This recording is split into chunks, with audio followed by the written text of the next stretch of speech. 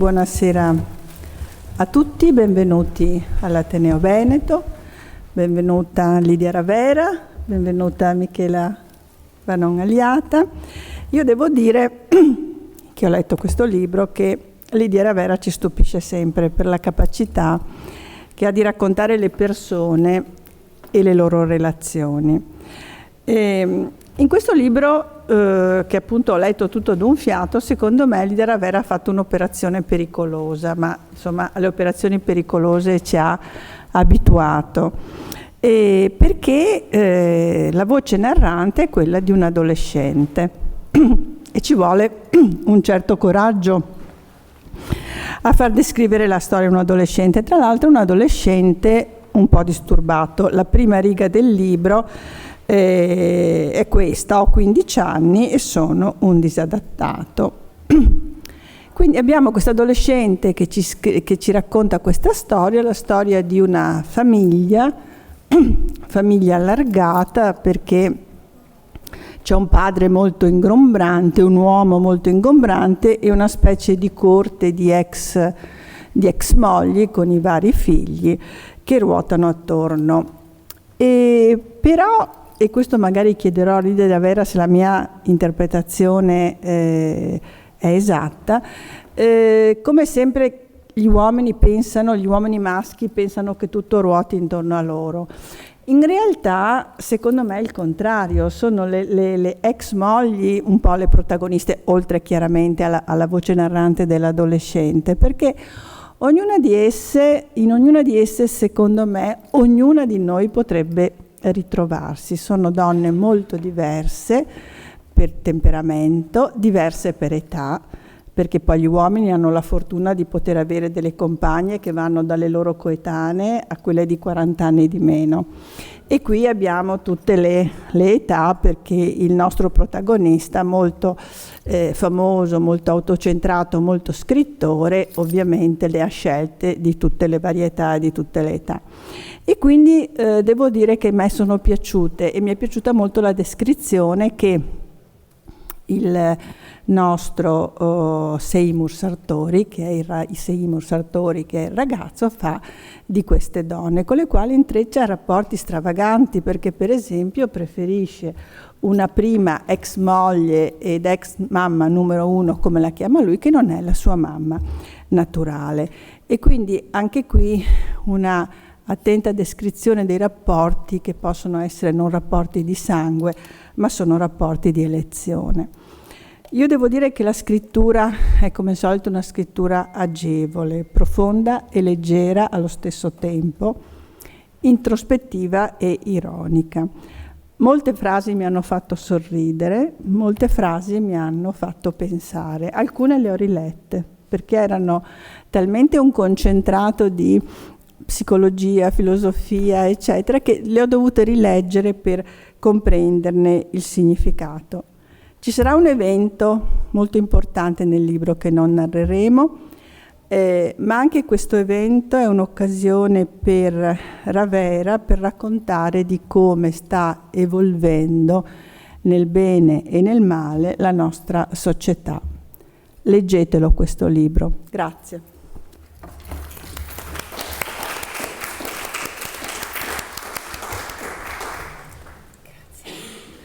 Bene.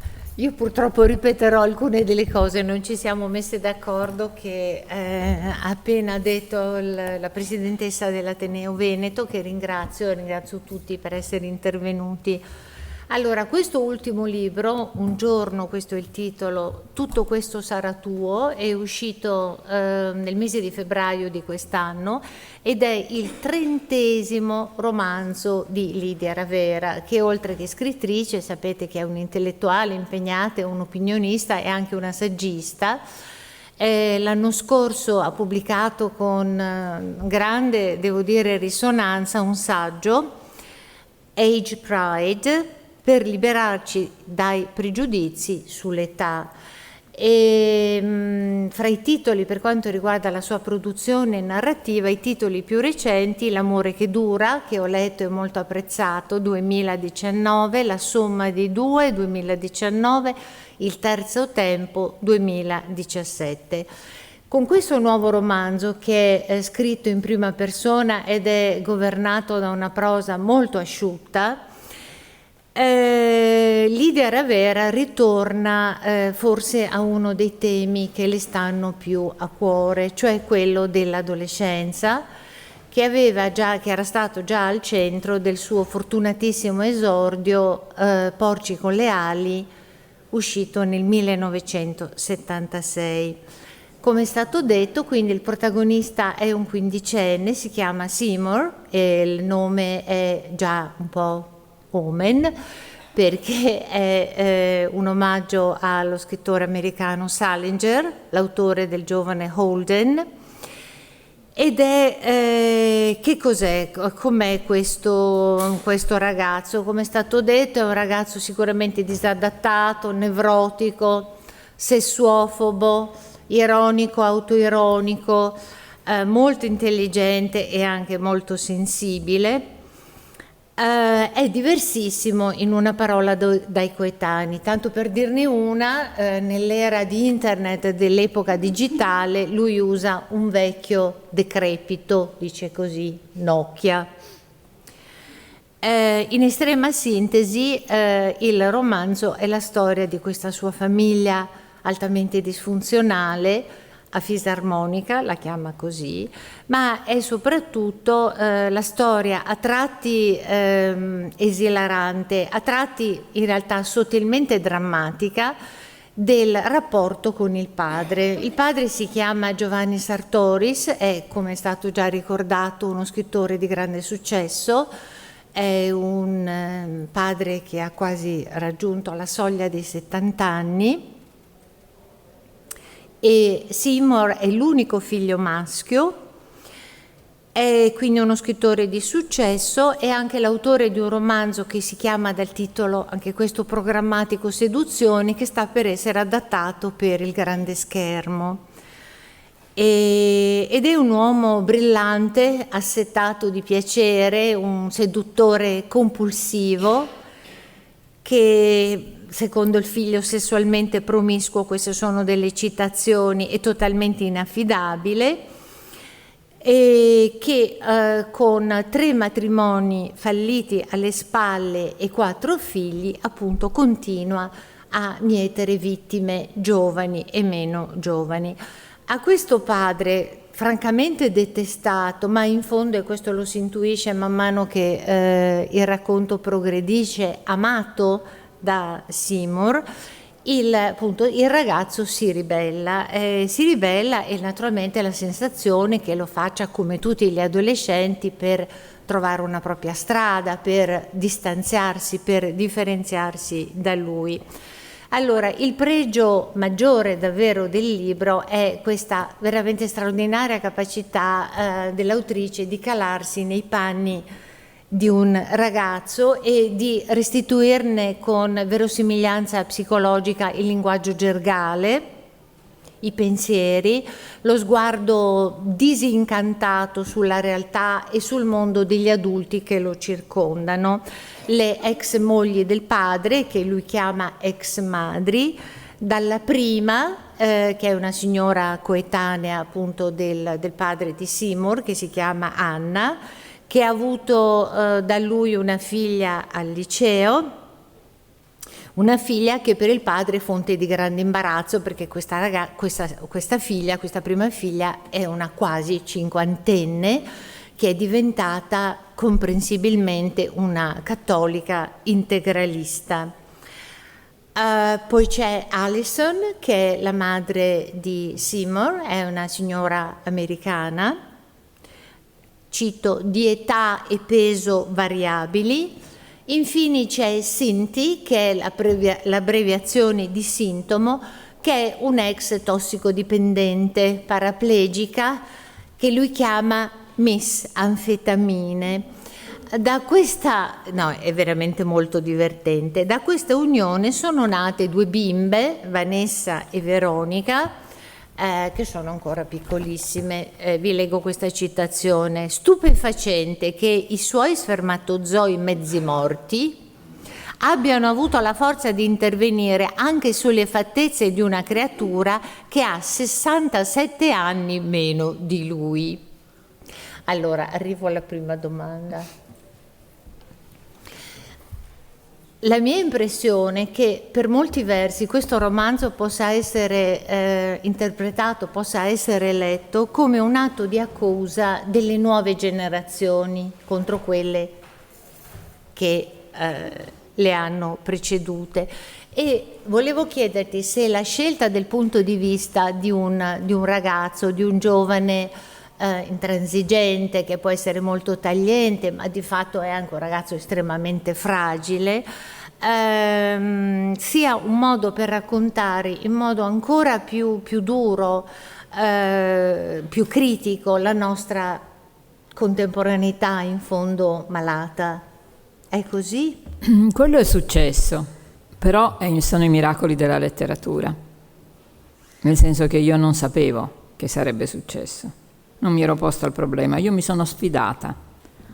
Ho avuto un certo successo di pubblico, a me la critica non mi si fila granché, perché c'ho ancora sto alone di zolfo dai tempi di Porci con le ali, per cui non hanno capito che sono una scrittrice, continuano a pensare che sono quella di Porci con le ali invecchiata, una meraviglia.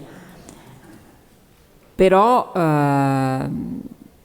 la letteratura fa di questi miracoli, tu cerchi una cosa e ne trovi un'altra. Io volevo sfidarmi perché dopo 4-5 romanzi sul tema dell'invecchiare, che mi è molto caro innanzitutto perché io sono vecchia e poi perché vedo le vecchie attorno a me orripilate dall'aggettivo e vorrei invece sistemarlo nel suo splendore, cioè vivere molto è meraviglioso.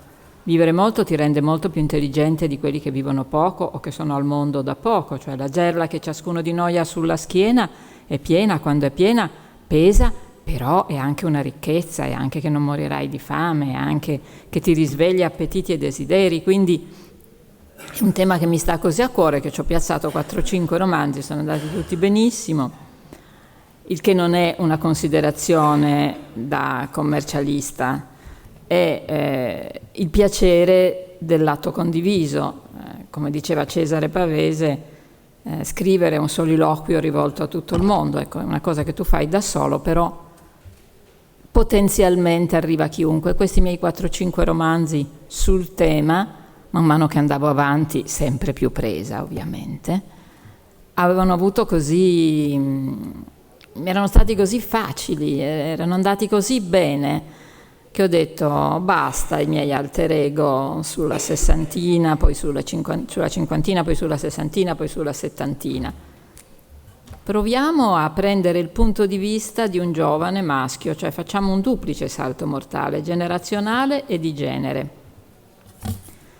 Devo confessare innanzitutto che mi sono divertita in un modo mostruoso, mi sentivo addirittura in colpa per quanto mi stavo divertendo, perché un altro effetto collaterale prezioso dell'invecchiare è che te ne frega sempre meno di quello che pensano gli altri e sempre di più di quello che stai cercando tu, anche rischiando polemiche, anche rischiando lo scacco, perché non era scritto da nessuna parte. Io ero abbastanza fiduciosa per un motivo molto semplice: ciascuno di noi ha un io interiore, un'età interiore a cui è in qualche modo bloccato.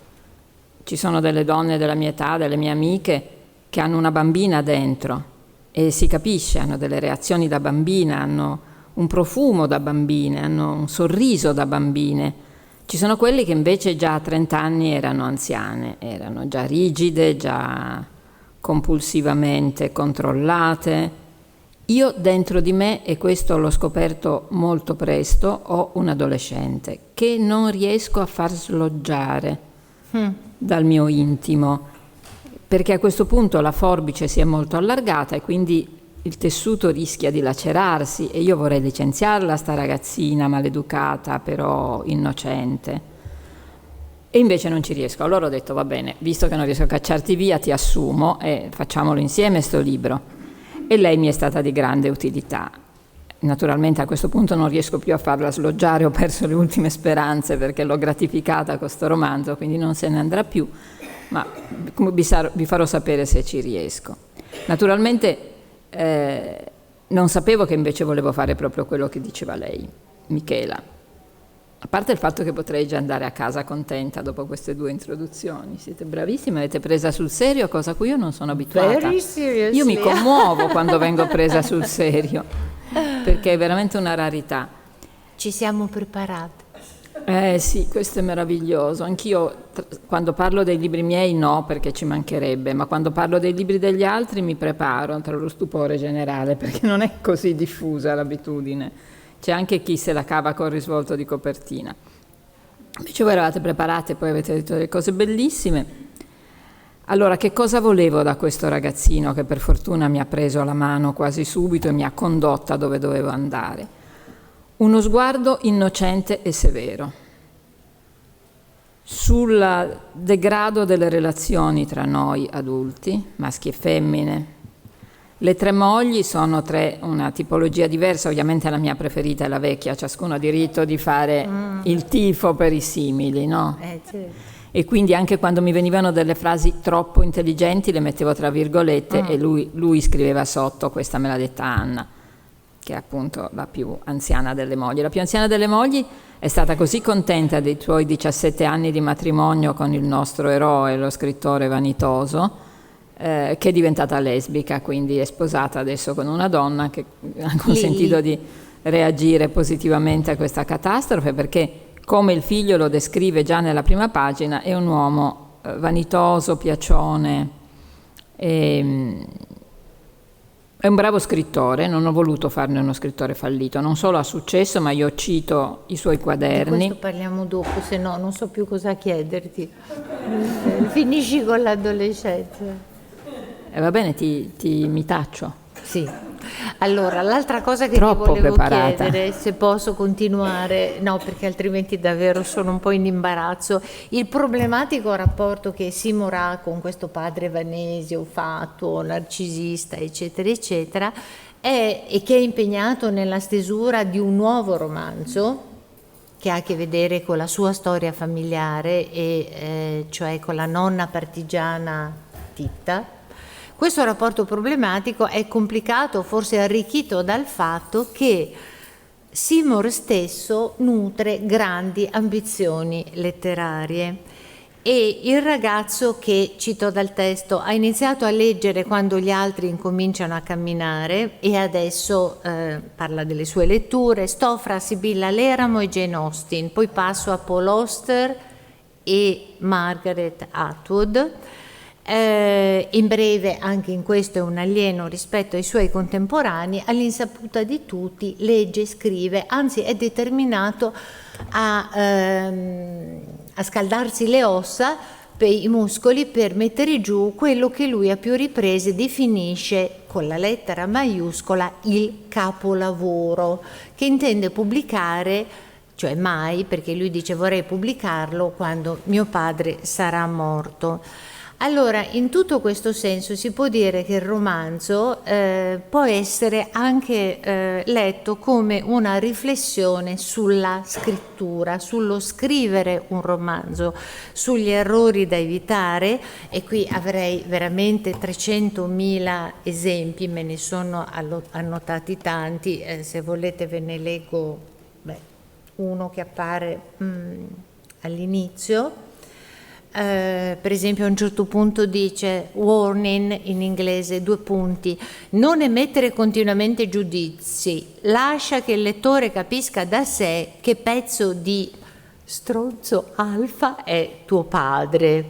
Oppure pagina 41-42, e poi arrivo alla domanda: non sai come cominciare, non sai evocare. Scriveresti soltanto delle tue sensazioni, cazzata. Non sono le tue sensazioni quelle che interessano chi legge, ma le sue, quelle di chi legge. Tu le hai provocate, adesso non metterti davanti, evoca la scena se riesci e poi sparisci. Insomma, ce ne sono tantissime. Eppure, a dispetto di tutte queste critiche del ragazzo, del quindicenne, nei confronti del padre, si intuisce che di fatto egli lo ammiri moltissimo e che riconosca il talento del padre. Allora tu hai appena detto che questa figura non è un tuo alter ego e che magari se c'è uno dei personaggi con cui ti identifichi di più è Anna, no? La prima moglie, che non è la madre, come abbiamo detto, di Seymour. Eppure, soprattutto quando leggiamo una piccola parte di questo romanzo in nuce sulla storia familiare, insomma, non a caso si capisce il perché dell'ammirazione di Seymour, oppure le osservazioni che lui fa, che il padre fa. Il padre tiene anche un corso di scrittura, oltre che essere scrittore a tempo pieno. A un certo punto insegna a scrivere, scusate, aspettate che ho sbagliato la citazione 36, volevo leggervi questa. Il padre dice sempre, volevo sapere se era questo anche il tuo pensiero, che solo un autentico dolore o un grande rimpianto può generare un buon romanzo. Vero, no? Io penso di sì. Sì, per fortuna abbiamo tutti un tot di motivi di sofferenza, quindi la produzione può essere n infinita. Certo che ammira suo padre e vuole scrivere un capolavoro. Quello che pensa di suo padre è che suo padre ambisce al successo e che è un'ambizione miserabile rispetto all'ambire il capolavoro. Cerchi la perfezione attraverso il racconto e invece il padre vuole avere successo, infatti ha avuto successo, ma la cosa che più gli dà fastidio è che vuol far finta di essere buono. È uno di quelli che si imbarcano sul barcone coi migranti, poi ci scrivono sopra, trovano proprio all'inizio del libro trovano il corpicino di un bambino su una spiaggia, un bambino naufragato, cercando di raggiungere le coste italiane, non voluto come capita a tutti i migranti, e lui entra in crisi perché sa che lo chiameranno, che dovrà andare in televisione, dovrà fare bella figura e deve trovare qualcosa di originale da dire su questa tragedia che non ha più niente di originale, è terribile e basta. E il figlio lo becca su questo. Allora certo che ci sono delle parti di me, anch'io sono vanitosa, anch'io sono piaciona, ho scelto una professione pubblica, se non fossi stata così avrei fatto qualcos'altro. Ho scelto una professione e ho accettato che sia pubblica, forse all'inizio non me ne ero resa conto, però poi anch'io quando vado in televisione cerco di fare bella figura, quindi lo sguardo di Seymour me lo sono beccato anch'io, sta punizione dello sguardo severo per innocenza, severo perché la sua vita è durata solo 15 anni e in 15 anni ancora danni non te ne fa. Quindi io sono affezionata alla letteratura per questo, perché nessuno è perfetto. Anche Seymour ha le sue schifezze, non è un santo bambino, è il re nudo, è quell'unico ragazzino che osa dire che il re è nudo e lo dice forte, il re è effettivamente nudo, ma però tutti ci rimangono male perché facevano tutti finta che fosse vestito. Quindi nessuno è innocente in questo romanzo e nessuno è colpevole. E siccome c'è di mezzo anche una storia che riguarda il recente movimento del Me Too, Infatti. Sicuramente c'è un'altra domanda su questo, quindi taccio. Sì, dunque il romanzo ha anche un forte sottotesto, diciamo, sociale, e questo poco sorprende in una scrittrice, in un'intellettuale come te, spesso indignata del nostro tempo. Nel senso che il romanzo non è semplicemente reso conto del disagio esistenziale di questo ragazzo, la cui famiglia si è sfaldata dal tempo, si sente sballottato da una casa all'altra, vive un po' col padre, poi lui di fatto preferisce vivere con Anna, e quando la madre, lui la chiama la mia madre bio, cioè la sua vera madre, americana, lo reclama nel New Jersey dove vive, si sente addirittura deportato. E non è soltanto appunto il testimone involontario delle conquiste sessuali del padre, ma è un libro che fa i conti anche con le trasformazioni del nostro paese, e tutto il libro tocca con intelligenza, verve, veramente umorismo a palate, tantissimi temi serissimi. Accennavi prima al discorso dell'invecchiamento e anche la disparità di genere, a questo connessa evidentemente, i rapporti fra uomini e donne, e la mortalità, il sesso.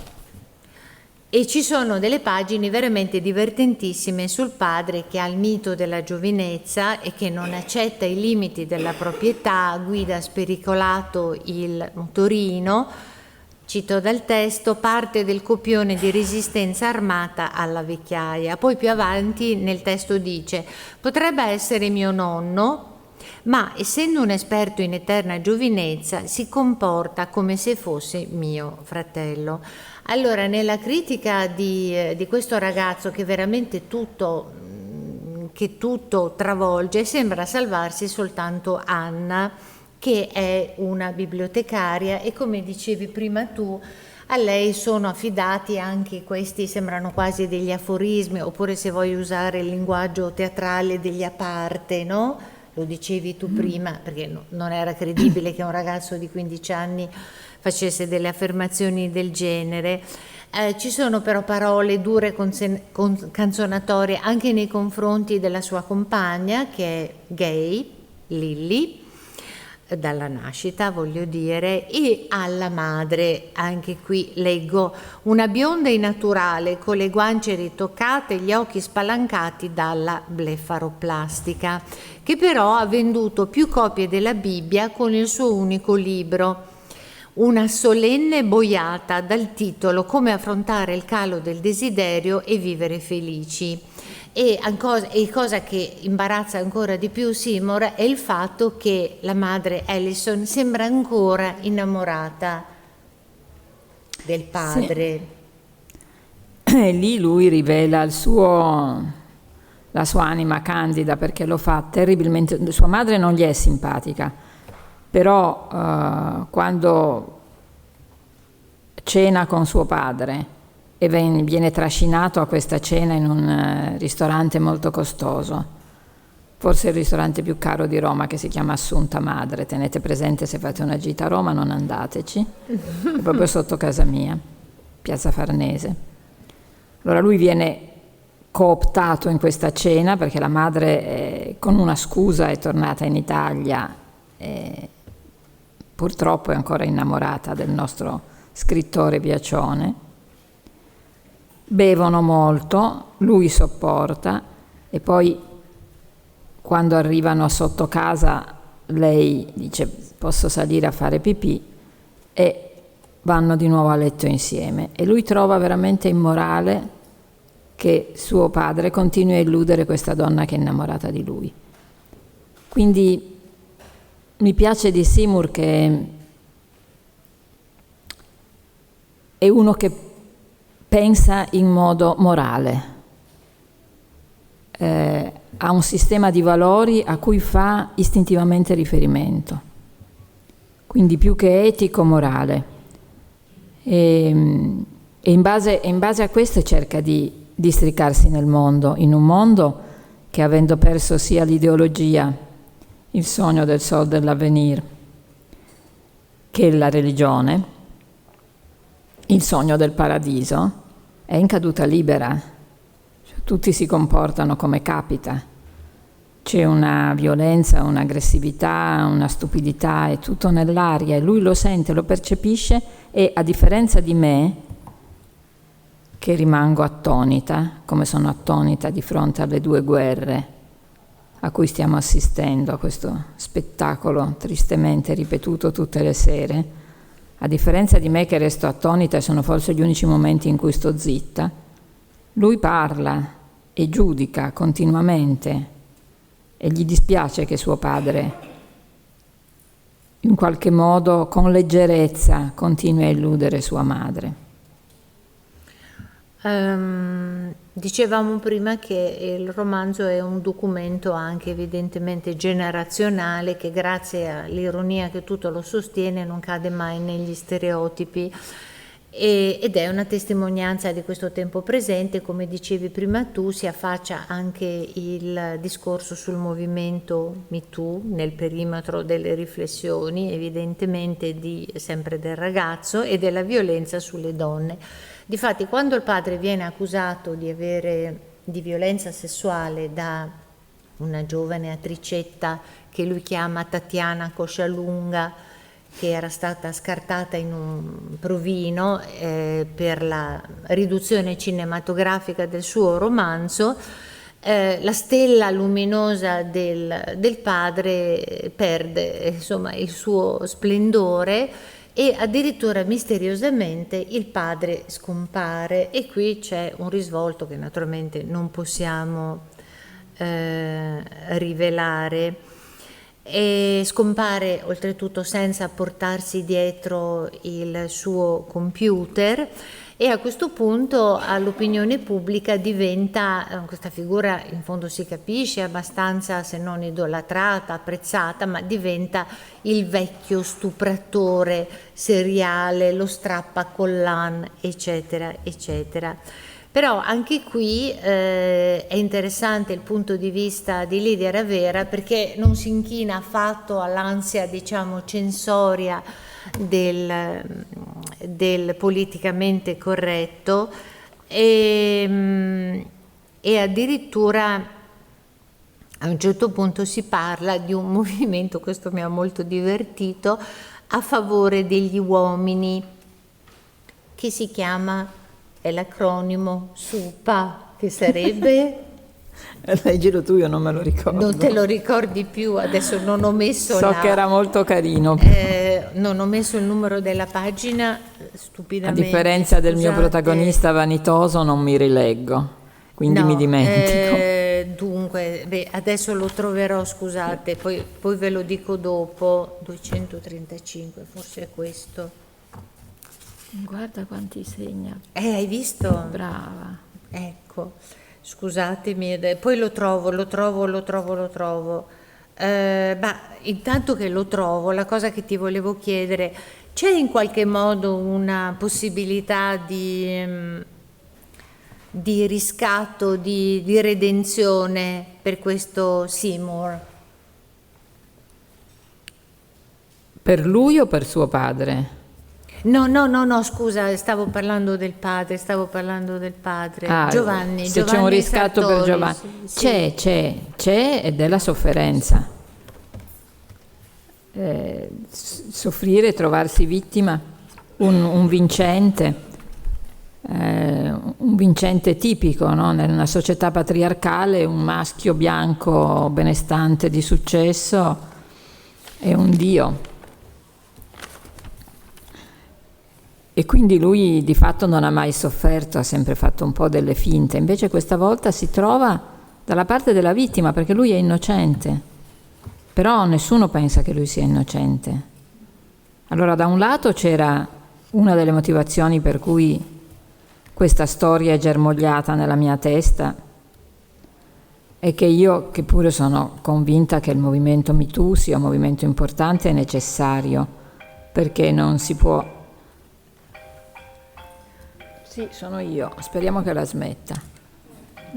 Volete che provo a chiuderlo? Sì. No, vabbè, adesso questo no, semplicemente non l'ho staccato perché non pensavo che nessuno mi chiamasse. Dove ero rimasta? Ah sì, che una ragazzina, io sono d'accordo col Me Too, è necessario perché per 2 milioni di anni gli uomini hanno usato il potere che le donne non hanno per appropriarsi della loro bellezza, del loro corpo, del loro piacere. E quindi va bene. Scusa, hai trovato il SUPA? L'ho trovato. Allora, sta nascendo un movimento a favore degli uomini che vogliono affermare il diritto di fare la corte alle donne, ad altri uomini o a chi gli pare. Lottano per il diritto di fischiare, di commentare e di contemplare tutte le donne del mondo. escluse le bambine, perché corteggiare il sale della vita, si chiama SUPA, seduttori uniti per amare. E poi c'è un'altra ancora più carina. Qui lui parla con la gatta siamese, come si chiama? Questa ragazza con cui vive Tatiana, la giovane che aveva accusato il padre di molestie sessuali, e questa gatta siamese, è il nome, gli dice a Seymour, al ragazzo: se vuoi puoi fondarne uno tu di movimento, potresti chiamarlo FFP, figli di puttana. Sì, mi sono divertita, è evidente, mi sono divertita. Cioè, un romanzo che parte da un disagio, come tutti i romanzi, se non si soffrisse non si scriverebbe, e il disagio è proprio che non riesco a considerare con equanimità la repressione, e che penso che dare in mano a una ragazza, perché non è che perché siamo donne siamo sante, no?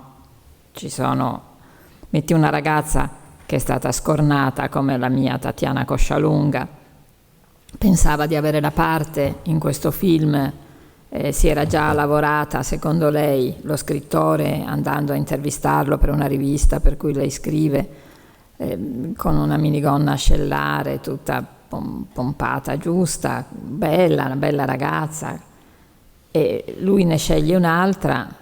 Lui, il regista, poi non è nemmeno lui cioè, chiaramente l'autore del romanzo viene consultato, ma non è che decide lui, quindi viene presa un'altra ragazza, un'altra giovane attrice, non lei, e lei si vendica mettendo un blog in cui dice che lui le è saltato addosso, le ha strappato i collant, se l'è trovato in faccia, e allora fa tutta la sua sparatina vetero-femminista, e per lui è shitstorm immediato, perché purtroppo la nostra società va così: più ti incensano, più se cadi la caduta è vertiginosa. Quindi secondo me si riscatterà attraverso la sofferenza, assaggerà cosa vuol dire essere vittime, cosa vuol dire non essere compresi, cosa che noi donne facciamo esperienza fin da piccole. Abbiamo una muscolatura superiore di resistenza alla discriminazione, anche alla violenza verbale, anche agli insulti, anche agli stereotipi. Noi donne da quando nasciamo ci infilano in una gabbia di stereotipi da cui non usciamo più.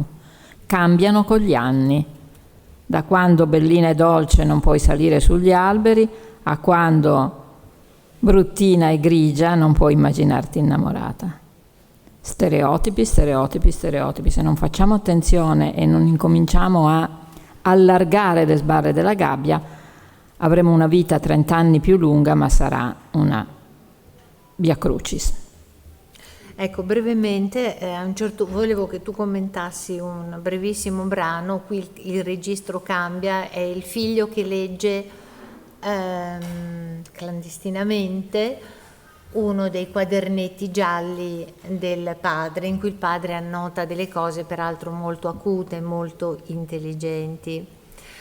E il padre scrive questa parte in corsivo: ho subito come tutti, con la fine del secondo millennio, la vittoria definitiva di Freud su Marx. Il noi ha perso e ha vinto l'io. Sì, mi spiace darvi questa brutta notizia, però è così. Non riusciamo più ad avere questo meraviglioso ombrello dell'appartenenza, no? Un noi che ci portiamo dietro, che fa sì che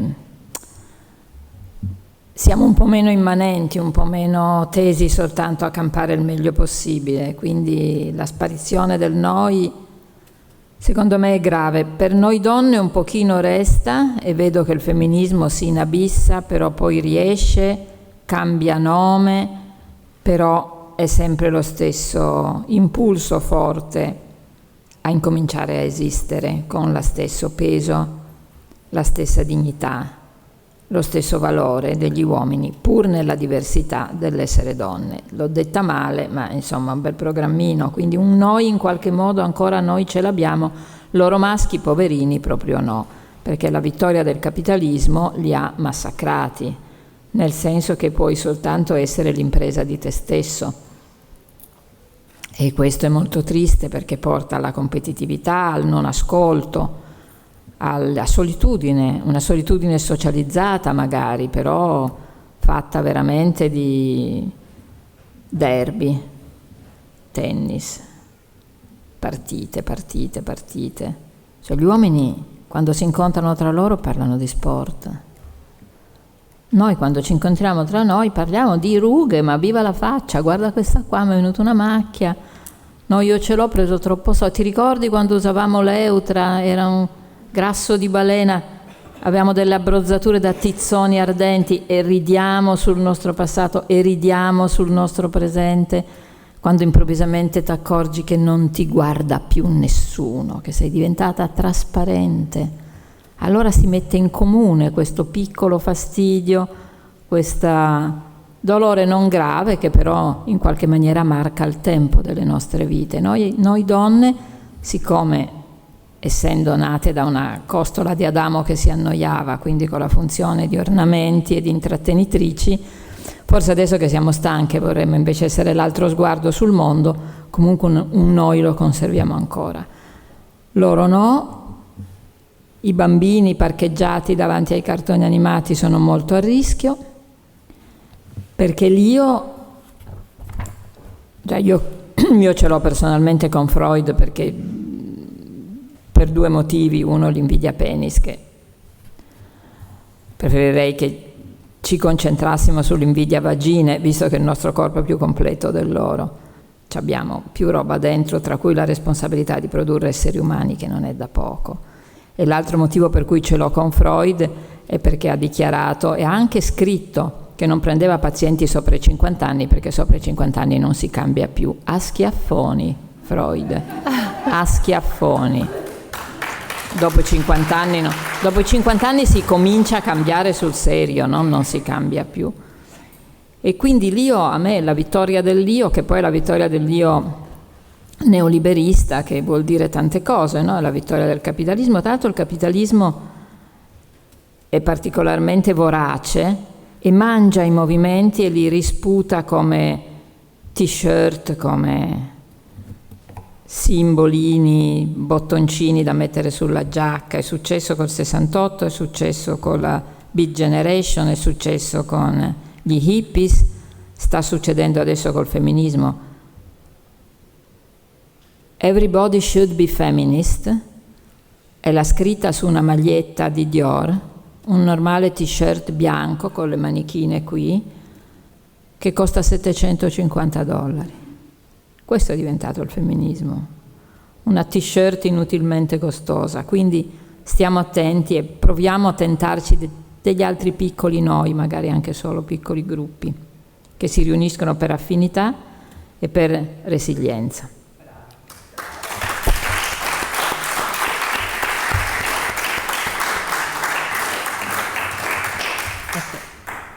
Prima di lasciare la parola al pubblico, sicuramente ci sarà qualcuno che vorrà chiederti qualcosa. Volevo che tu commentassi sia il titolo, credo sia antifrastico, che anche la copertina.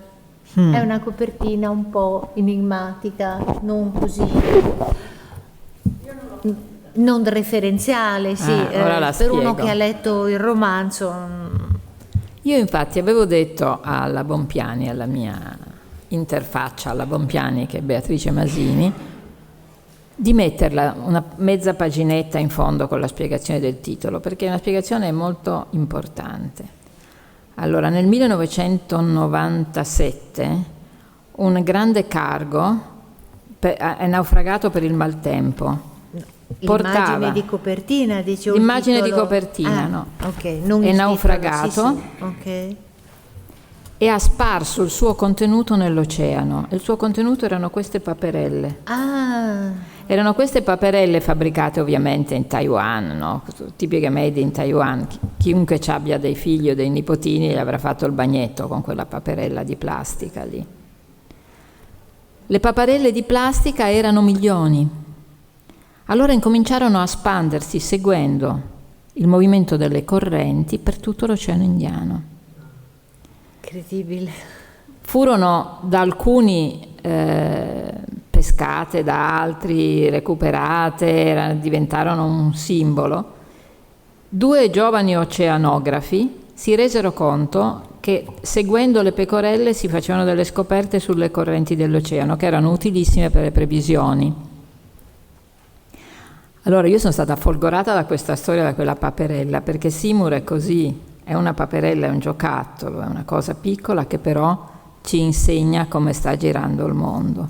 Attraverso i suoi movimenti vediamo le correnti. Quindi la copertina è...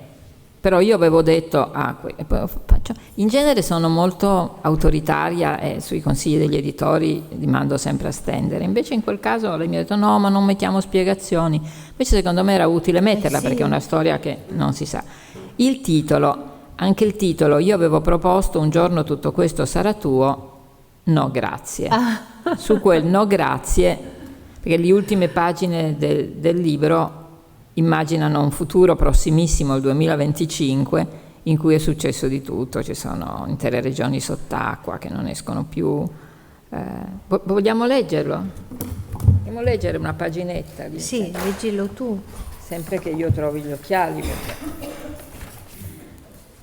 Perché il mondo che noi lasciamo a questi disgraziati è pesantissimo. Io che sono una baciata dalla grazia della maternità sarei stata un essere umano peggiore se non fossi diventata casualmente madre e poi madre con entusiasmo.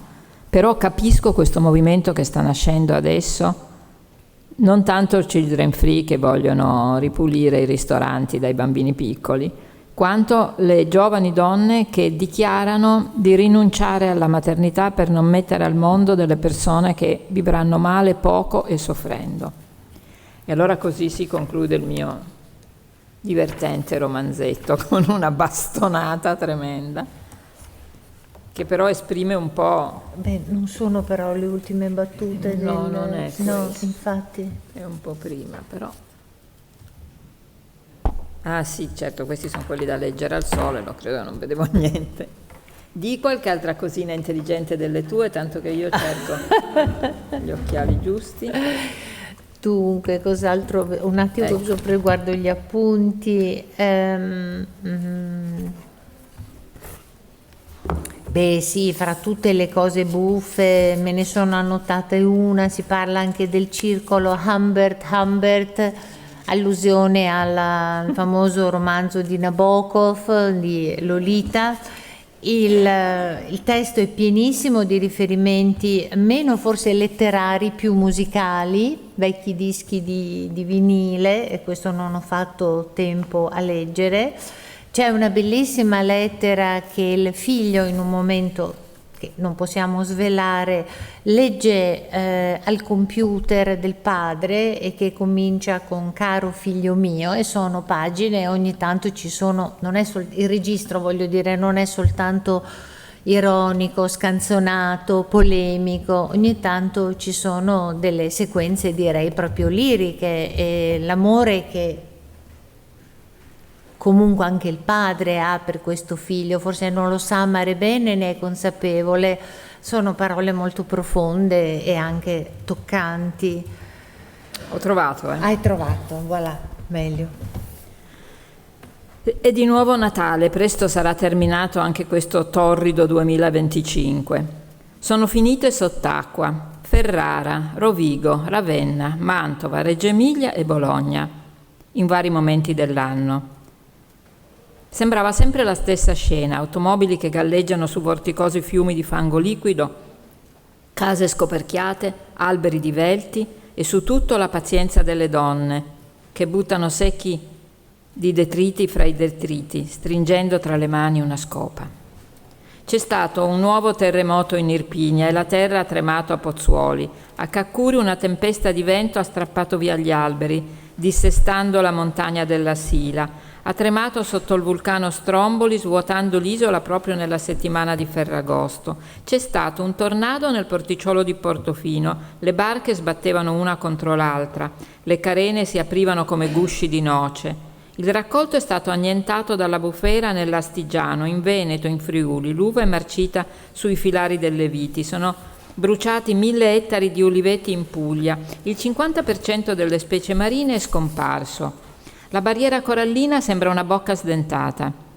Quasi ogni giorno a Roma fra le 5 e le 7 del pomeriggio piovono chicchi di grandine dal diametro sempre più inquietante. Se prima erano grossi come noccioli di ciliegia, poi sono diventati noccioli di pesca e adesso sono palline da tennis. Entro il 2030 saranno palle da rugby. Dovremo uscire di casa con l'elmetto o non uscire di casa e sperare che la casa non crolli. Io sono tornato a vivere con Anna perché hanno bisogno di me, lei e Lilli. Certe volte, mentre infuria il nubifragio delle 5, non riescono a bloccare le porte che danno sul balcone e sulla terrazza.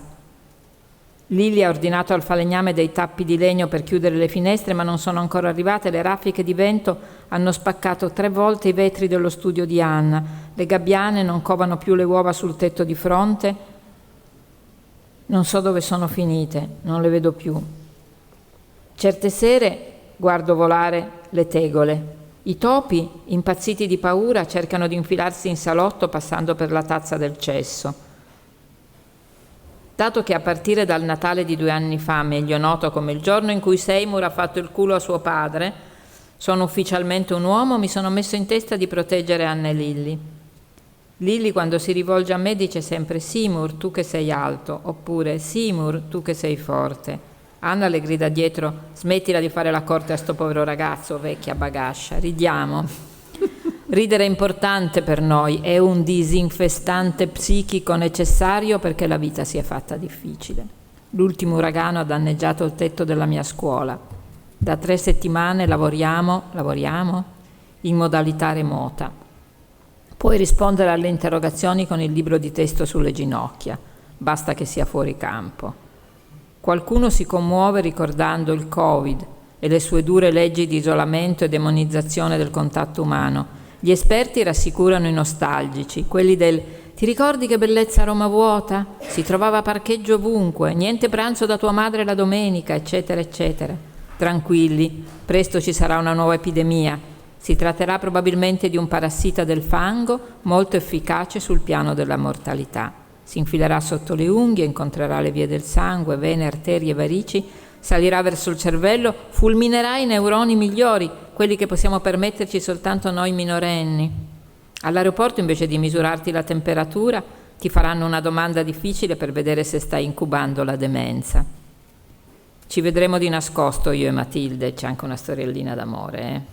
Non ci facciamo mancare niente con Matilde. Ci vedremo di nascosto io e Matilde per contagiarci. Il contagio sarà la nuova unità sentimentale, il nuovo linguaggio dei sensi e dei sentimenti. Si misurerà così l'amore. I miei parassiti si incontreranno con i suoi e moriremo insieme. Probabilmente non arriveremo a compiere 20 anni, io e Matilde, eccetera, eccetera.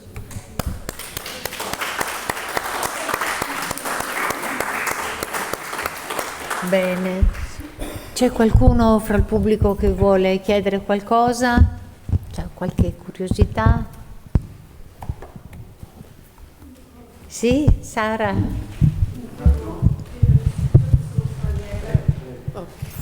Chiedo scusa che sono straniera, la lingua non è molto bello.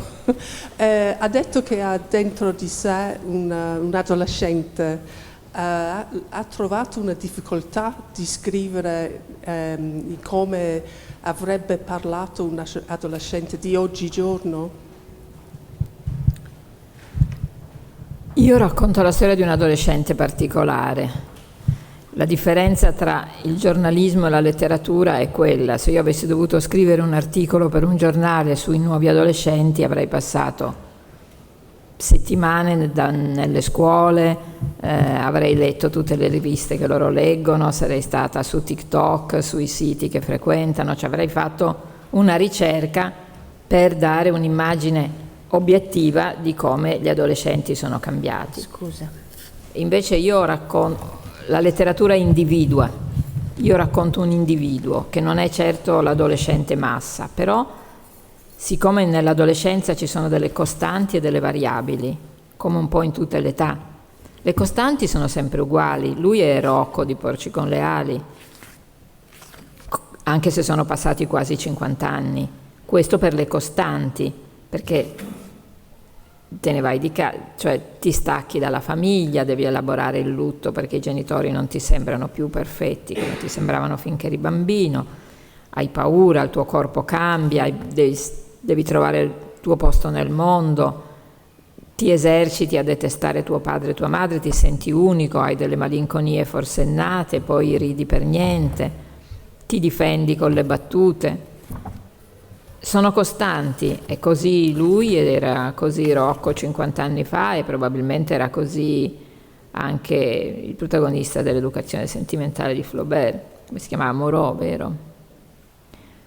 Che nelle prime pagine dell'educazione sentimentale c'è già tutto questo ed aveva 18 anni ed era 2 secoli fa, non uno.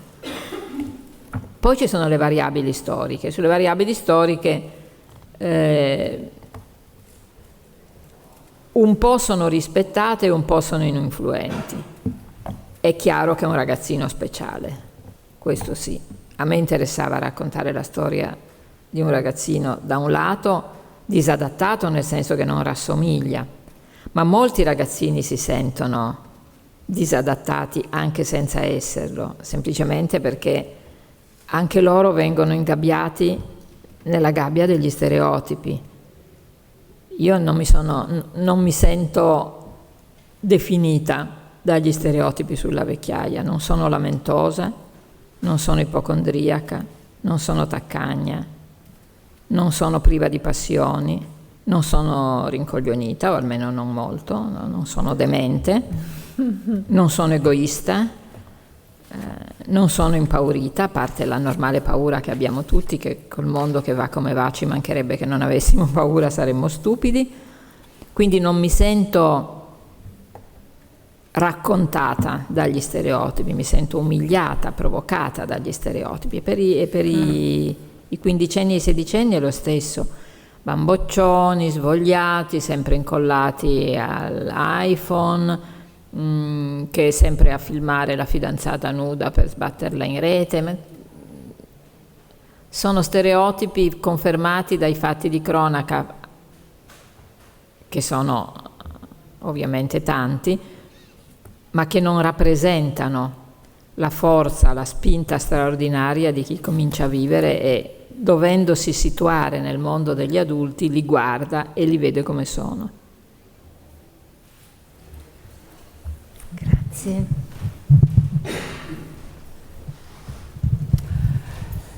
Allora, lei ha dato evidentemente l'interpretazione autentica, perché lei è l'autrice del libro, e ha detto che alla fine questo nostro scrittore Vannesio si è redento tramite il dolore.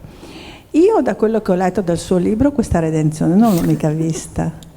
Nel senso che lui fa tutto, certamente ha sofferto perché è stato accusato ingiustamente e quindi insomma anche i vanesi soffrono, ma poi ha fatto tutto questo finto percorso, il ritiro, lontano da tutti, eccetera, ma le ultime parole che io leggo del suo libro siamo punto a capo a prima. E allora io non vedo tanta redenzione, però su questo mi piacerebbe confrontarmi con lei. E invece un altro discorso sul femminismo. Io sono molto meno ottimista di lei. Allora, io sento intorno persone che dicono io sono per i diritti delle donne ma non sono femminista, e io rispondo sempre peccato, io ero, sono e rimarrò femminista. Ma non vedo, intanto il femminismo sembra adesso, se se ne parla, sembra di parlare o di una cosa antica o di una cosa brutta, non è mai, come dire, inquadrato bene, ma soprattutto non lo vedo coltivato dalle donne e dalle giovani donne, che probabilmente danno per scontati i diritti che noi abbiamo fatto fatica, non io, forse quelle prima della generazione mia, ma anche un po' io, abbiamo fatto fatica a conquistare. È una visione pessimista la mia o no? Ecco, questo volevo sapere. Sul riscatto di Giovanni Sartoris ovviamente hai ragione tu. Scusa, io non riesco a dare del lei, cioè, mi sembra una barriera inutile. Ecco, non volevo sciupare questo coup de théâtre del libro, ma è chiaro che hai ragione tu. Sicuramente la lezione gli ha fatto bene, ma non è cambiato. Un uomo di 70 anni in più, aureolato dal successo, difficilmente cambia. Cambiamo noi, perché chi sta male nella sua pelle è portato a cercarne un'altra o a rafforzare quella che ha. E quindi, siccome noi continuiamo a soffrire, perché neanch'io sono ottimista, noi abbiamo ancora la possibilità di cambiare anche da vecchiotte. Loro no, perché stanno bene accomodati dove stanno. Per quello che riguarda il femminismo, ma io sono particolarmente ottimista dall'altro ieri. Ho fatto un reading dal mio penultimo libro, quello proprio Age Pride, quello sulla vecchiaia. Ho tirato fuori un monologo da lì, ho fatto questa lettura. C'erano 400 persone, tra cui una rappresentanza di donne giovani che sono venute a farsi firmare il libro. Io dicevo è per mamma e per nonna, e loro dicevano no, è per me. E ho sentito più volte, seguendo, facendo la tournée di questo reading, giovani donne ringraziarmi perché sono tormentate dalla fretta, proprio perché si ha della vecchiaia, anche della menopausa, quindi prima, un'immagine così pesante che loro sono costrette a una corsa avvilente, perché tutti gli dicono devi sbrigarti, devi fare, devi apparire, devi comparire, devi farti notare. Quindi se uno gli spiega che la vita può durare anche tutta la vita e non necessariamente finire un terzo prima, le vedi molto sollevate, e da lì a parlare di femminismo il passo è breve. Poi c'era tra le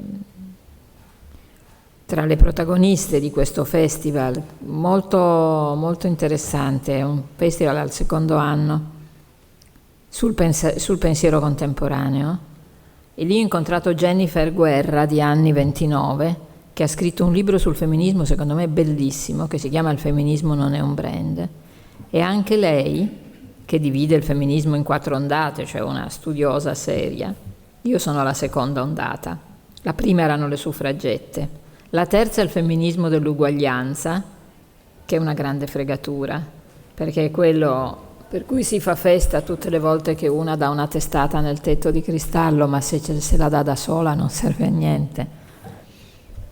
E quindi il femminismo dell'uguaglianza è un po' un falso obiettivo, perché per cooptazione te la danno anche, ma non è vera, non è reale. E poi c'è la quarta ondata, che è questa delle ragazze, delle under 30, che si chiama transfemminismo e che allarga il fronte ai trans, ai gay, self-id, che significa self-identity, cioè quelli che dichiarano di appartenere al genere che sentono quel giorno lì, tipo una mattina ti svegli giovane, al pomeriggio sei di mezz'età, la sera hai 2000 anni, il giorno dopo sei un uomo, poi sei una gallina, cioè è interessante perché loro dicono che sognano un mondo di persone senza maschi né femmine, e per me, cresciuta nel femminismo della seconda ondata, è difficile da decifrare, però sono molto interessata, e comunque ho sentito, a parte l'intelligenza della Jennifer Guerra, di cui comunque leggiti il libro, è un piccolo Einaudi, ma è molto, molto interessante, molto serio anche, molto studiato. Vedo che si stanno comunque interrogando molto, quindi quelle più preoccupate dal femminismo estremo sono quelle che ancora fanno i conti con lo stereotipo della femminista coi peli sulle gambe, baffuta, racchia, che nessuno la vuole.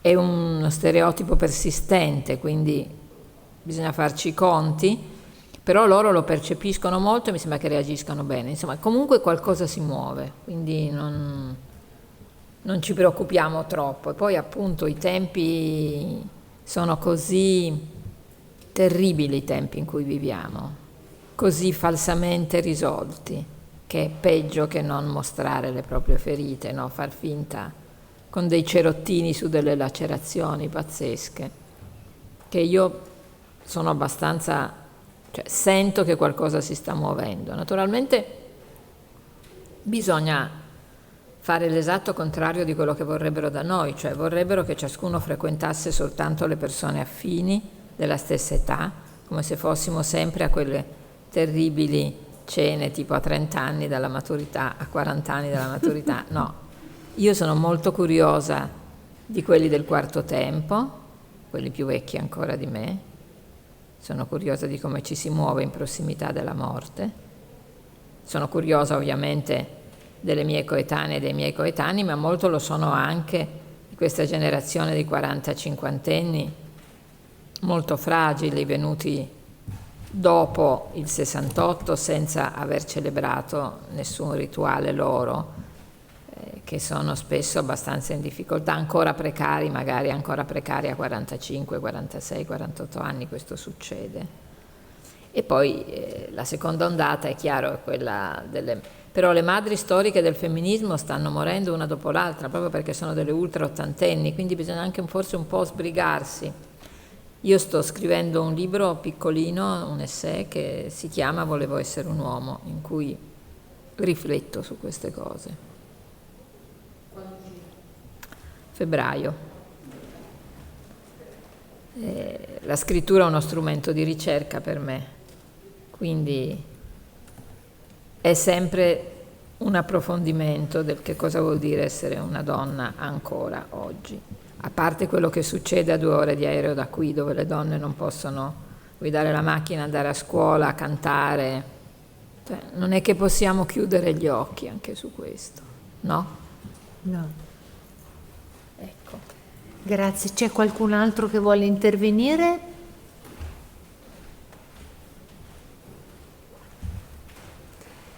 No? Allora ringraziamo tantissimo Livia Ravera e le auguriamo tutto il successo che merita questo bel libro. Grazie. Grazie,